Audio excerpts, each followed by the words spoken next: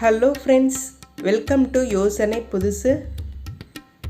இன்றைக்கி என்ன வீடியோ பார்க்க போகிறோம்னா, காரசாரமான யம்மியான சிக்கன் கிரேவி சுலபமாக எப்படி செய்யலாங்கிறத பார்க்கலாம். இது வரைக்கும் நம்ம சேனலை சப்ஸ்கிரைப் பண்ணலைன்னா சப்ஸ்கிரைப் பண்ணிவிடுங்க. பக்கத்தில் இருக்கிற பெல் பட்டனையும் கிளிக் பண்ணிவிடுங்க. இப்போது இதை எப்படி செய்யலாங்கிறத பார்க்கலாம். ட்ரை பேனில் 5 வரமிளகாய், 10 முந்திரி, இதை நாம் ட்ரை ரோஸ்ட் பண்ணிக்கலாம். இது லைட்டாக ப்ரௌன் கலர் ஆனதுக்கப்புறம் இதை நம்ம மிக்ஸி ஜாரில் போட்டு அரைச்சி எடுத்து வச்சுக்கலாம்.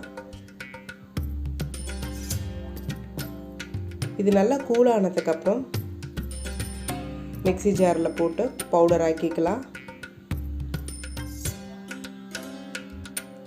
பவுடர் திக்னஸ் இந்த மாதிரி இருந்தால் போதும். இது கூட கட் பண்ணி வச்சுருக்கிற 2 மீடியம் சைஸ் தக்காளி, அதையும் சேர்த்துக்கலாம். தண்ணி எதுவும் சேர்த்த தேவையில்லை. பேஸ்ட் கன்சிஸ்டன்சி இந்த திக்னஸ் இருந்தால் போதும்.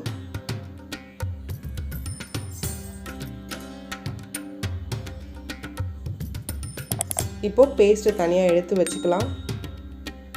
இப்போது கடாயில் 3 டேபிள் ஸ்பூன் எண்ணெய் சேர்த்துக்கிறேன். எண்ணெய் சூடானதுக்கப்புறம் பெரிய வெங்காயம் 2 மீடியம் சைஸ் சின்ன சின்னதாக கட் பண்ணி போட்டிருக்கேன், அதையும் சேர்த்துக்கலாம். இது கூட தேவையான அளவு கருவேப்பிலை,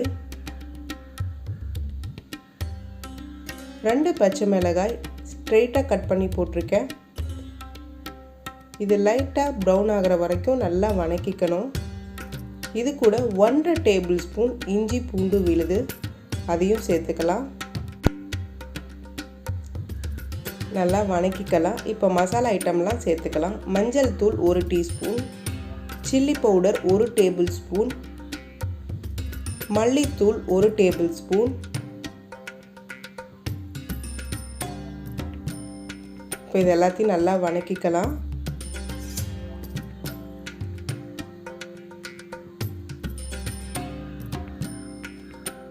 பச்சை வடை போகிற அளவுக்கு வணக்கினதுக்கப்புறம் இப்போ சிக்கன் பீசஸை சேர்த்துக்கலாம்.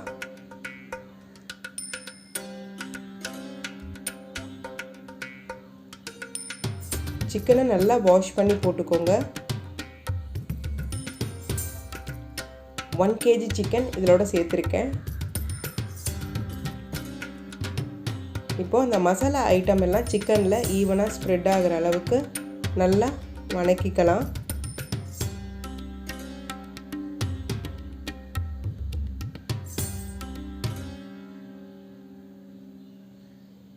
இப்போது நல்லா வணக்கியாச்சு. இது கூட தேவையான அளவு உப்பு சேர்த்துக்கலாம்.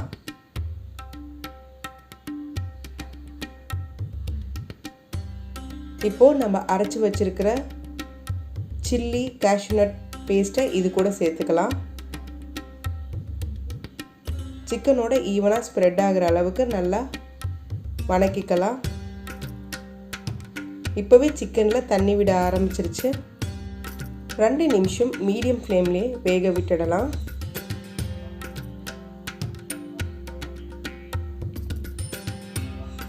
இப்போது உங்களுக்கு கிரேவி கன்சிஸ்டன்சி எந்த அளவுக்கு வேணுமோ அந்த அளவுக்கு நீங்கள் தண்ணி சேர்த்துக்கோங்க.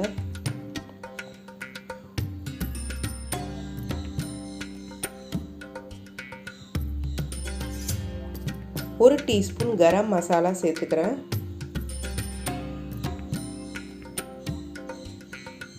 இப்போது நல்லா வணக்கிக்கலாம்.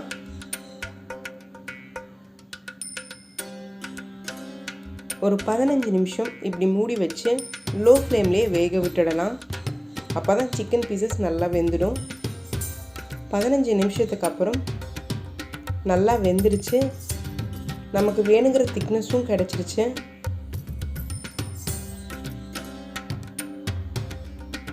சிக்கன் பீசஸ் எல்லாமே நல்லா வெந்துடுச்சு.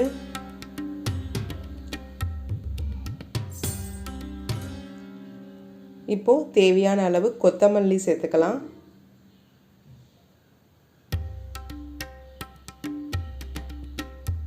கொத்தமல்லி ஈவனாக ஸ்ப்ரெட் ஆகிற அளவுக்கு நல்லா வதக்கிக்கலாம். இதை சப்பாத்திக்கு, ஒயிட் ரைஸ்க்கு, நான், பரோட்டா இது மாதிரி எல்லாத்துக்கும் நம்ம சைட் டிஷ்ஷாக யூஸ் பண்ணிக்கலாம்.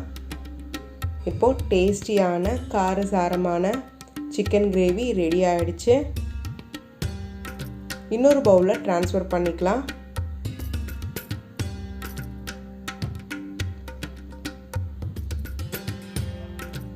நான் கார்னிஷ்காக கொஞ்சமாக கொத்தமல்லி சேர்த்துக்கிறேன். உங்களுக்கு பக்கா ரெஸ்டாரண்ட் ஸ்டைலில் வேணும்னா நீங்கள் கொத்தமல்லிக்கு பதிலாக கஸ்தூரி மேத்தி கூட சேர்த்துக்கலாம். இப்போ டேஸ்டியான சிக்கன் கிரேவி ரெடி ஆயிடுச்சு. இதை நீங்களும் வீட்டில் ட்ரை பண்ணி பாருங்கள். ட்ரை பண்ணி பார்த்துட்டு மறக்காமல் கமெண்ட்ஸை பதிவிடுங்க. இந்த வீடியோ பிடிச்சிருந்தால் லைக் பண்ணுங்கள், உங்கள் ஃப்ரெண்ட்ஸ் அண்ட் ரிலேட்டிவ்ஸ்க்கு ஷேர் பண்ணுங்கள். மறக்காமல் நம்ம சேனலை சப்ஸ்கிரைப் பண்ணுங்கள். பக்கத்தில் இருக்கிற பெல் பட்டனையும் கிளிக் பண்ணுங்கள். தேங்க்யூ.